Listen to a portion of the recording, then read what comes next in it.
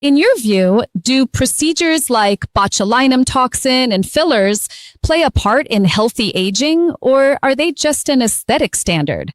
When Botox first entered dermatology clinics, and I've been practicing for 26 years, and fillers were introduced, we were a long way from the aesthetic standardization we see today.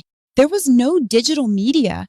No one was trying to look like anyone else because that world of comparison didn't exist yet. And it all really started with the goal of softening expressions, which was Botox. It was a major turning point in dermatology. And it's still the most performed procedure in the world because aging, what happens is we joke that the body returns to the womb. The face goes back. It contracts, it grows. As we grow, it expands. And with aging, it shrinks. So the application of Botox, it prevented that shrinking. So Botox was a major turning point. What happened was that over time, we started using these procedures, especially when facial harmonization hit the media in an exaggerated way, and that led to standardization.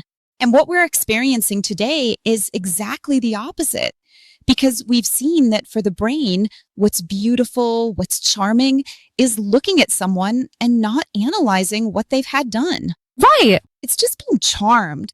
Looking healthy. So we're going back to how it was in the beginning, where we used procedures, fillers, Botox sparingly. In other words, when a line appeared. Of course, we began to understand aging. So when fillers arrived, we used them in the folds to prevent that absorption that everyone always experiences as they age in the perioral area. Through observation and imaging, today we can see where bone absorption occurs. We've managed to understand aging better. It's no longer just observational. I see that some people have a good aesthetic eye. They understood where the aging was happening. Today, this is studied. Everyone learns it. So we started using it to beautify.